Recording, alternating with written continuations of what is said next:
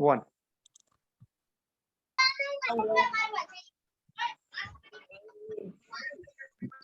नमस्कार सभी को। आज दिनांक 22 मई शनिवार और पॉजिटिव वाइब्स की श्रृंखला में आज हम लेकर आए हैं 19वीं कड़ी। मैं आप सभी का फिर से एक बार हार्दिक स्वागत करती हूँ। आप सभी का अभिवादन। हर रोज रात 9:30 बजे हम उपस्थित होते हैं कुछ सकारात्मक ऊर्जा के साथ। लास्ट सैटरडे नन्हे बच्चों ने आपको पॉजिटिविटी के वाइब्रेशंस आपकी ओर फैलाए थे और आज यही सकारात्मकता की ज्योत लेकर कुछ अलग ही अंदाज में हमें दिव्य अनुभूति का एहसास करवाएंगे ये दिव्यांग बच्चे। ऐसे लोग शारीरिक रूप से शायद कमजोर हो सकते हैं, लेकिन ज्ञान, बुद्धि, तर्क और तेजस्विता के मामले में ये हम सब से ऊपर और बेहतरीन साबित होते हैं। हमारे उपनिषद और पुराण में भी कई ऐसे किस्से, कई ऐसे पात्र हमें देखने को मिलते हैं। एक उदाहरण में दूं तो महर्षि अष्टावक्र ये सबसे बड़ा उदाहरण है। तो ऐसे ही विशिष्ट बच्चे आज की श्रृंखला को आगे बढ़ाएंगे। तो सबसे पहले मैं निमित्त की कहानी से विनंती करूंगी कि वो आज की प्रार्थना के रूप में, क्योंकि आज शनिवार है, तो हमें हनुमान चालीसा का पाठ सुनाए। निमित्त की कहानी।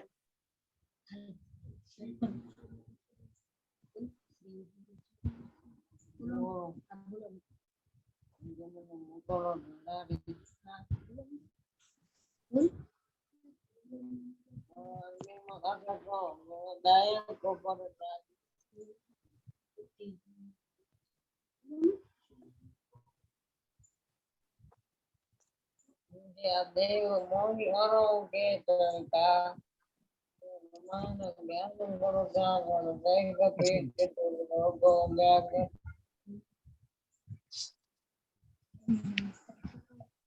बाबा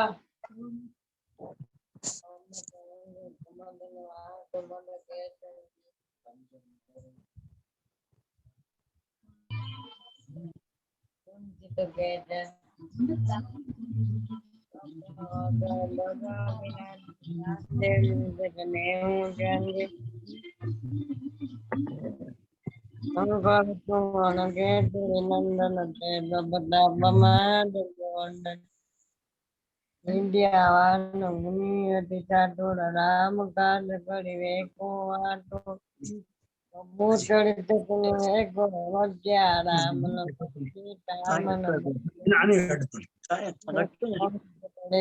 दिखावा विगत रूप रंग जड़ा भीम रूप दड़े तुम्हारे रामचंद्र के काज तुम्हारे नायक जीवन लक्षण जी आए श्री लघु वेण रति गुणाए रघुपति कीनी बहुत बड़ाई हमारे तम भाई तुम गावे अस गई पद कंठ गावे चंदादिक बम मुनि नारद ध्यान जो कही अमुक मेन दिक बाल जाते कवि कविद कह के काटे तुम पुकार चुकी है किन्नाला मिलाए न पद दिन तुम्हारो मंद विभीषण माना लंके तर पाए तपज गजान जुगत पर बानुगी होता है मर्दुर पर जान प्रभु मुंडिका में कमाई जगत दाने के असगत नाई दुर्गम काज जगत के दे ब्रह्म ग्रह तुम लेते थे नाम द्वार है तुम गवाले और तो ना गया बिनु पहचान तुम तुकड़े तुम्हारी जलना तुम चकाऊ को डलना आपन तेज तुम्हारो आपे तीनों लगा गते गापे ભૂત પિચાચની કદર નહીં આવે માં બીલે જબ નામ જુનાવે નાચે લોકો જબ બીલા જબ તન હનુમત બીલે હનુમાન જોડાવે મન કર્મ વચન ધ્યાન જોડાવે પાંચવી રાજા તિનકે ગાજે કરો તુમ ચાજે ઓર મરણ જો કોઈ લાવે તો મીત જીવન પડ પાવે દુઃખ બધા પટમાળા એ પછી જગતી જ્યારા તેમ કે તુમણ ખવાડે આટન કંદલ નામ દ્વારે નિર્જય દાદા અચળ દીન જાનકી માતા રામણ જાન તુમરે બાદશાહ સદા રઘુપતિ કે નાથ તુમરે ભજન લામ को पावे जन्म जन्म के दुख मिटनावे अंधकार लगो और पुर जाए क्या मारे भक्त काय चिंतन दले हनुमत जय चरो जग गणे संगत करते मिटे जब बेला दो मिले हनुमंत पर बेला जय जय जय हनुमान गुसाई कृपा करो गुरुदेव के नाई तो सदा बाल पाठ करे कोई तो दई बंदी मात को कोई ओए बदन मन चली जाओ चुपी चाके गोविंद तुलसी दास दाई तेरा के जनार्दन दैन मंदिर पवन तने संगतरण मंगल मंदिर हम कंजी दादे दादा दे बसड़ बुपजे और नाम चंद की ने गन तो मन के ने पदमान दे कुछ मोड़ बाट बटन की जय अरे वाह निमित भाई, आपने तो बहुत अच्छे से हनुमान चालीसा का पाठ किया। तो आप सभी को मैं निमित भाई का परिचय दे दूं तो निमित चिंतन भाई की कहानी पूरा नाम है और उन्होंने वोकल संगीत में 3 साल का अभ्यास पूर्ण किया हुआ है। राज्य कक्षा की दोहा छंद की जो प्रतियोगिता होती है उनमें उन्होंने प्रथम स्थान प्राप्त किया था और कई बार उन्होंने स्तुति स्तोत्र ऐसे कंपटीशन में पार्ट लेके अपनी जो क्षमता का परिचय दिया हुआ है। तो आपका बहुत बहुत आभार निमित भाई। तो अब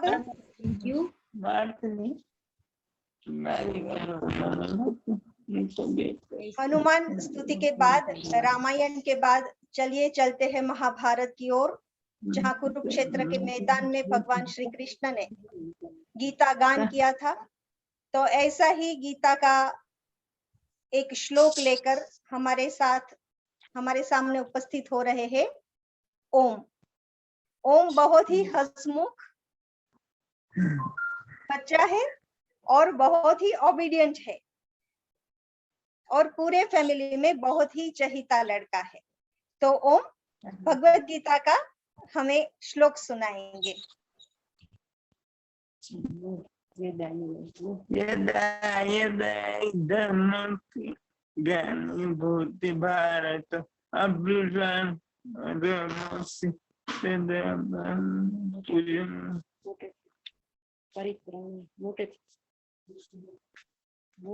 परित्राण बोल आगे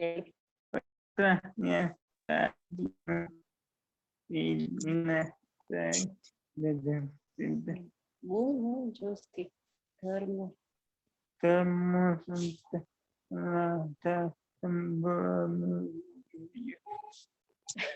થોડુંક અવાજ અંદર વયો ગયો।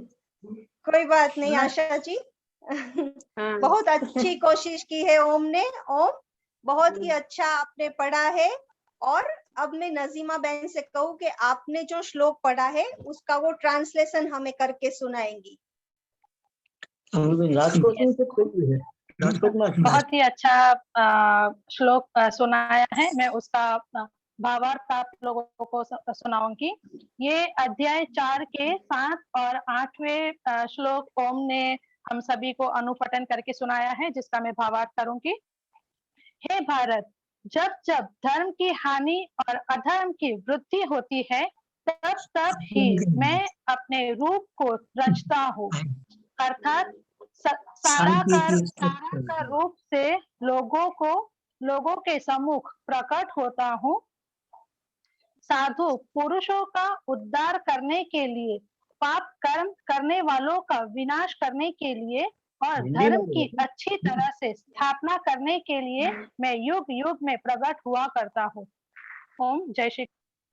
बहुत अच्छे नजीमा बहन, आपने ट्रांसलेशन किया। ओम ने जो हमें चौथे अध्याय का 7वां और 8वां श्लोक सुनाया और आपने उसका ट्रांसलेशन करके ये बहुत ही इजी कर दिया। वैसे ये श्लोक इतना लोकप्रिय है और इतना जाना माना भी है कि यदा यदा ही धर्मस्य, ये पहली लाइन, और 8वें श्लोक की अंतिम लाइन संभवामि युगे युगे। तो ये दो जो पंक्तियां सभी के दिलो दिमाग में हमेशा छाई हुई रहती है। आज से 5000 साल पूर्व भगवान श्री कृष्ण ने प्रण लिया था, प्रतिज्ञा ली थी कि हम सृष्टि का संतुलन यानी ईश्वर सृष्टि का संतुलन कायम रखेंगे। तो भगवान की उस प्रतिज्ञा के प्रतिनिधि स्वयं भगवान श्री कृष्ण ही थे, तो जिन्हें पूरा करने के लिए उन्होंने अपनी पूरी जिंदगी दांव में लगा दी। हाँ, आप जन्म से ही देखे तो संहार करते करते, दुष्टों का नाश करते करते करते अंतिम समय तक वो अन्याय के साथ लड़ते रहे और कभी भी असंतुलन नहीं होने दिया उन्होंने पृथ्वी को। और उसी प्रतिज्ञा के आधार पर उन्होंने जनसाधारण को ये विश्वास भी दिलाया कि वो सृष्टि में अनाचार को कभी बढ़ने नहीं देंगे। और आज की परिप्रेक्ष्य में हम अगर देखें तो ये जो महामारी चल रही है, ये जो दौर चल रहा है, जिसकी वजह से डॉक्टर गौरांग व्यास को अंदर से ऐसा लगा कि नहीं, हमें भी इसमें कुछ पॉजिटिविटी समाज को देनी चाहिए, नकारात्मकता से पूरे समाज को इतना हो सके, हमारे आजू बाजू के लोगों को हम थोड़ी भी पॉजिटिविटी दे सके, तो वो काम भले थोड़ा ही सही, लेकिन कुछ लोगों को तो हम अच्छा करके, कुछ लोगों को तो हम पॉजिटिव बना सके।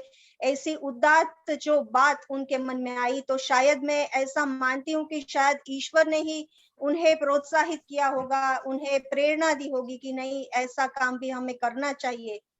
तो हमारे साथ गौरांग सर के साथ पूरी टीम जुड़ी हुई है, सुबह से लेके शाम तक फ्री योग क्लास चला रहे हैं। पॉजिटिविटी का हम हर रोज रात 9:30 से 10 बजे तक ये ऊर्जा का वहन कर रहे हैं सब लोगों में। तो यही मुझे लगता है कि आज के परिप्रेक्ष्य में ये श्लोक आज का जो ओम ने हमें बताया, हाँ, चौथा अध्याय तो अभी हमारे श्रृंखला में बाकी है, तीसरा अभी तो चल रहा है, लेकिन उन्होंने जो आज बात कही ओम, बहुत ही अच्छी बात, बहुत ही अच्छा श्लोक आज आपने पढ़ा है।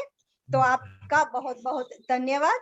और श्रृंखला में अब हम आगे के दौर में चलते हैं। तो हमारे साथ जुड़े हुए हैं उत्तम मारू। सही मायने में वे उत्तम ही है।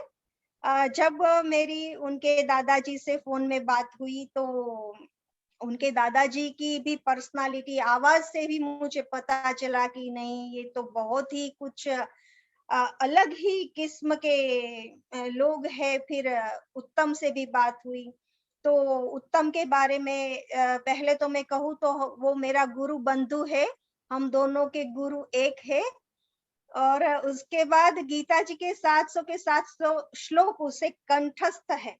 कोई भी एक शब्द आप उन्हें बता दो तो वो कहेंगे कि नहीं, ये यहाँ से ये शब्द इस श्लोक से, इस अध्याय से लिया गया है। पाणिनि के 4000 सूत्र उन्हें कंठस्थ है। वे उत्तम म्यूजिशियन है, उत्तम गायक है, उत्तम वक्ता है। तो ऐसे उत्तम मारू से आज मैं विनती करूंगी कि उत्तम जी आपकी उत्तम वाणी से हमें कुछ ऐसा सुनाए कि आज की जो युवा पीढ़ी है वो जागृत हो जाए। उत्तम जी। बस नमस्कार मित्रों, હું ઉત્તમ મારું આજે હું યુવાનોને સંદેશ પ્રસ્તુત કરવા જઈ રહ્યો છું। સંભળાય છે ને? हेलो जी हाँ जी, सब हाँ जी। हाँ, એ યુવાનોને સંદેશ જે છે એ પાંડુરંગ શાસ્ત્રીજીના પ્રવચનોમાંથી લીધું છે. એને હું રોજ સાંભળું છું, કેન્દ્રમાં જાઉં છું. તો એ શરૂ કરતા પહેલા એક તૈત્રીય ઉપનિષદના એક મંત્રો છે યુવાન વિશે. તો તૈત્રીય ઉપનિષદની અંદર બ્રહ્માનંદ વલ્લી એની અંદર 8મો અનુવાક કે છે, યુવા સ્યાત સાધુ યુવા ધ્યાયકઃ આશિષ્ઠો દૃઢિષ્ઠો બલિષ્ઠઃ તસ્યેયં પૃથિવી સર્વા વિત્તસ્ય પૂર્ણા સ્યાર. આજે હું તમારી સમક્ષ યુવાનોને સંદેશ પ્રસ્તુત કરવા જઈ રહ્યો છું. યુવાનોને સંદેશ. આજની નવી પેઢીને ભગવાનનું કહેવાનું છે કે તું ગીતા હાથમાં લે, તારી શ્રદ્ધાનું રૂપ બદલાઈ જશે. રખેને કોઈ એમ સમજે કે આજના યુવાનોમાં શ્રદ્ધા નથી, પણ તેમનું શ્રદ્ધાનું રૂપ, તેમનો પ્રકાર બદલવાની જરૂર છે. ગીતાના ગાયક શ્રી કૃષ્ણ જો આજે પ્રત્યક્ષ થાય, તત્વજ્ઞાનનું ઉદ્ઘોષ કરનાર યાજ્ઞવલ્ક્ય જો આજે અહીં આવે, તો આજના યુવાનોને શું કહેશે? તો તેઓ કહેશે કે હે યુવાન, તારી બુદ્ધિ કોઈની ગુલામ બનાવ નહીં, તારી હિંમત અભંગ રાખ, કોઈ પણ જાતની ફિકર કર નહીં, કોઈનો ડર રાખ નહીં, તારી જાતને નાની સમજ નહીં, તારે તો આપણા પૂર્વજોની કીર્તિ વધારવાની છે. તું મહાન થવા સર્જાયો છે, તારી જાતને નાની સમજશે તો કેમ ચાલશે? પણ સાથે સાથે એ પણ ધ્યાન રાખજે કે હું નાનો નથી એમ કેવળ બોલીને નહીં ચાલે. ઉઠ, ઉભો થા અને કૃતિ કરીને દેખાડ.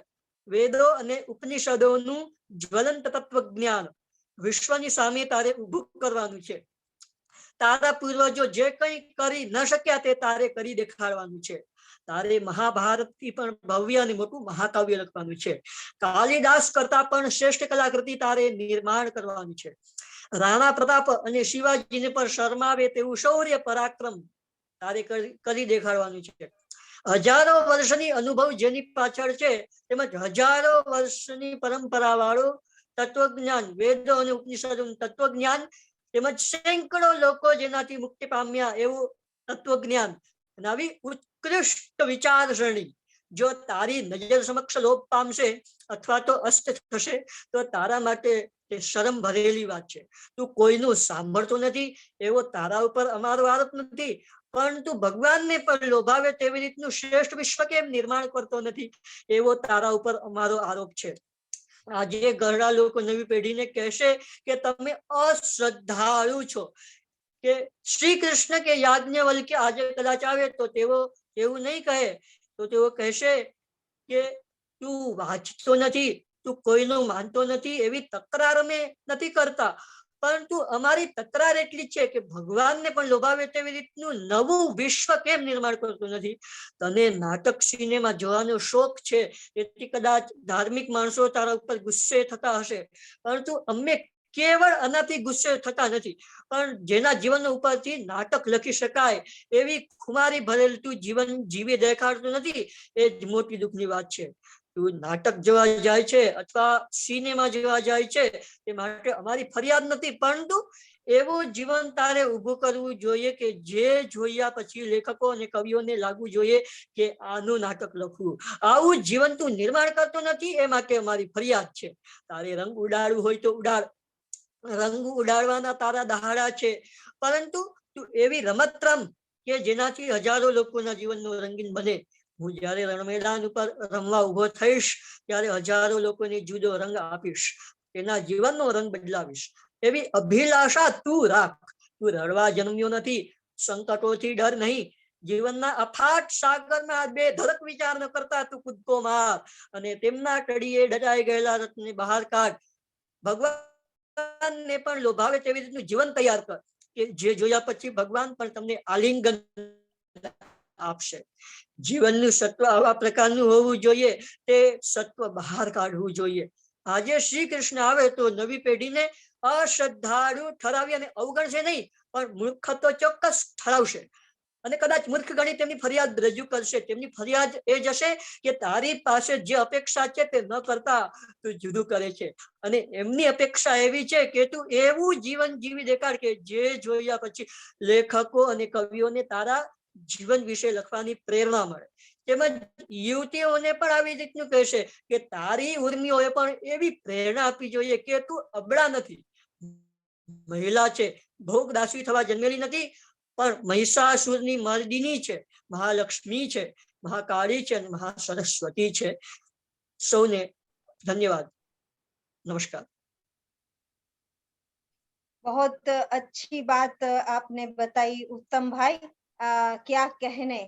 और जब कभी भी युवाओं की बात आती है, युवा शब्द आता है, तो मेरे सामने तो पूरे स्वामी विवेकानंद सामने जैसे खड़े हुए हैं और कह रहे होते हैं कि उत्तिष्ठ, उठो, जागो और तब तक ना रुको जब तक कि ध्येय की प्राप्ति ना हो।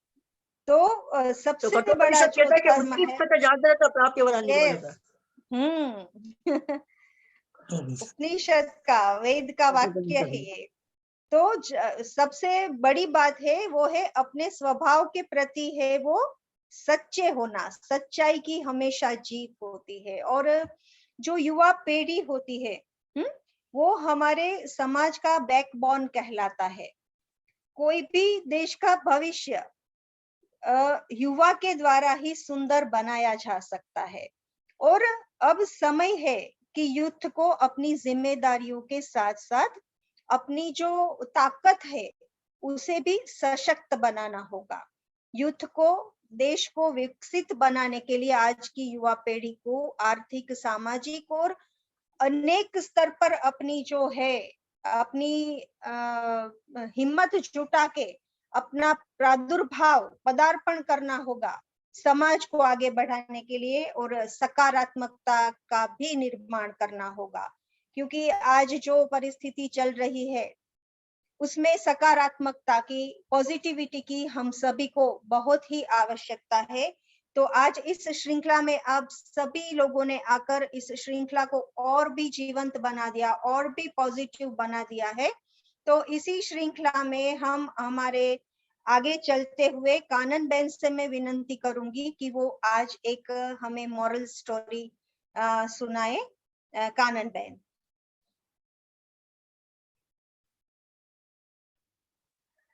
हरिओम। आज जो गुजराती में तो मुझे याद है वहां तक खो खो की जो रमत है, तो हम आज खो खो की रमत खेल रहे हैं। हिंदी में भी शायद उसी को खो खो ही कहते हैं। गौरांग सर ने आपको अपनी ड्यूटी की खो दी है और आपने मुझे अपनी ड्यूटी की खो दी हुई है। तो अमी बेन का बकेट जो है वो उसके पास ही है। आज मैंने अपना बकेट खोला हुआ है और उसमें से एक कहानी जो है वो मैं लेके आई हूँ।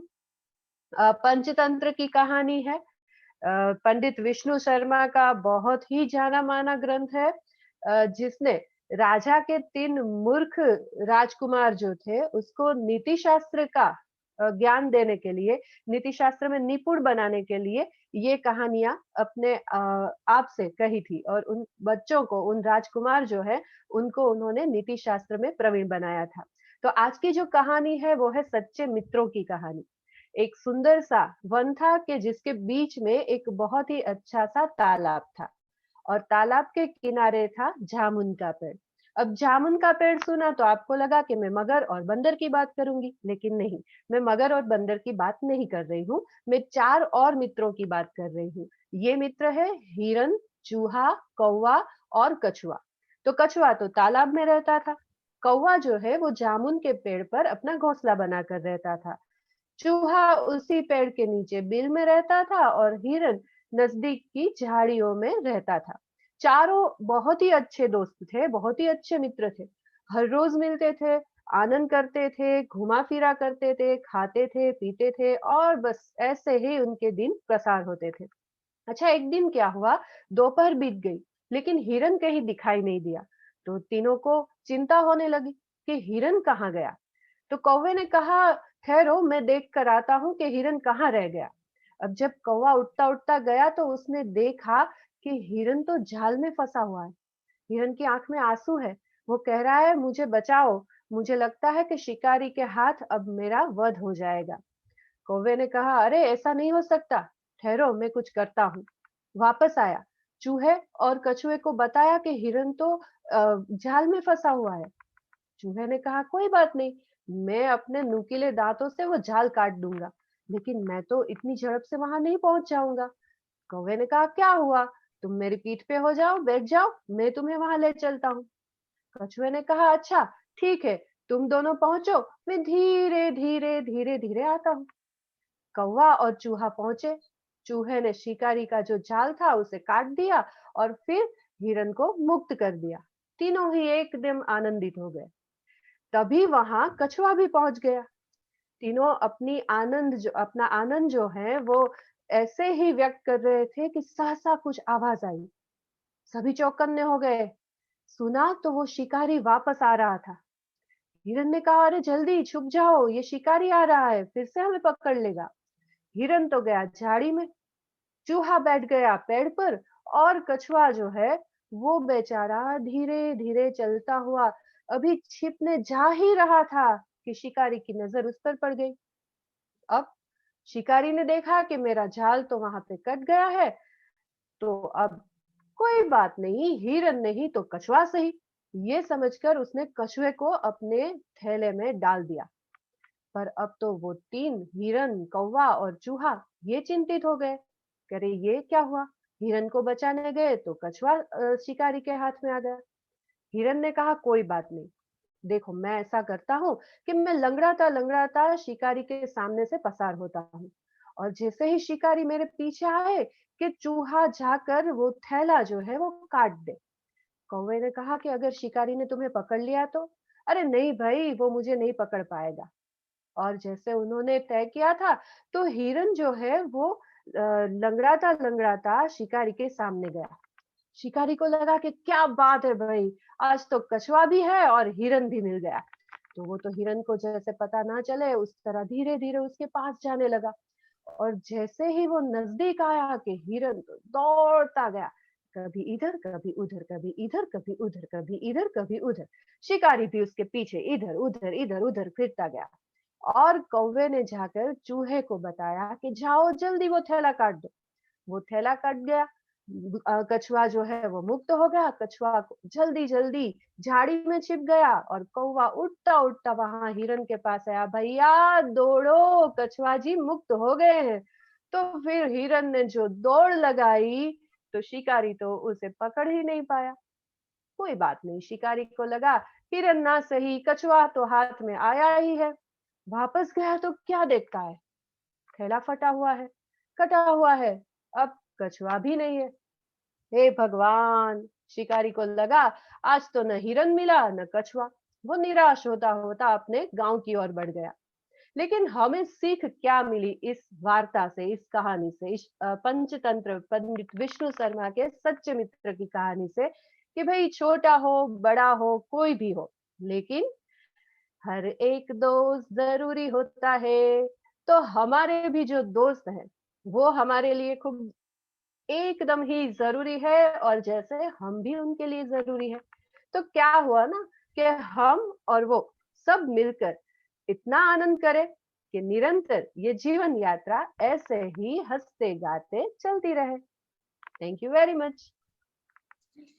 बहुत अच्छी स्टोरी आपने सुनाई कानन जी। पंडित विष्णु शर्मा, पंचतंत्र की जो बात है ये अब 5 भागों में ऐसे बांटा गया है। मित्र हानि, मित्र लाभ, तो शायद मित्र लाभ से ये कहानी आपने ली है। फिर तीसरा है कौवा और उल्लू की कहानी वाला पार्ट है। फिर लब्ध प्रणाश भी है इसमें, और अपरीक्षित कारक। ये 5 भागों में से आपने शायद मित्र लाभ से, तो कल जो हमारे साथ अनुराधा जी थी उन्होंने भी यही बात हमें कही थी कि जो वो क्वारंटीन थी तो दोस्तों के साथ उनकी जो बातचीत चलती रहती थी उसके द्वारा उन्होंने पॉजिटिविटी हासिल की। तो ये सब भी बहुत जरूरी होता है, हर एक दोस्त वाकई में जरूरी होता है। तो श्रृंखला को आगे बढ़ाते हुए मैं फिर से एक बार निमित्त की कहानी को रिक्वेस्ट करूंगी कि वो शांति मंत्र हमें सुनाए। सर्वे भवन्तु सुखिनः।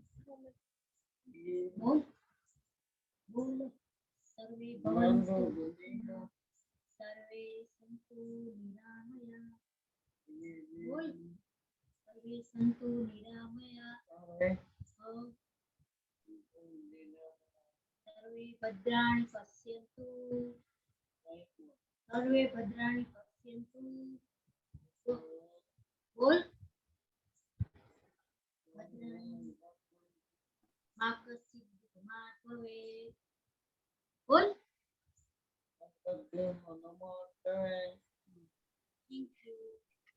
कोई बात नहीं मैत्री जी, कोई बात नहीं। दारा जी, आपसे रिक्वेस्ट करूंगी, आप एक बार फिर से शांति मंत्र हम सभी को सुनाएं। ॐ सर्वे भवन्तु सुखिनः सर्वे सन्तु निरामया सर्वे भद्राणि पश्यन्तु मा कश्चित् दुःखात् भवेत् ॐ शान्ति शांति शांति।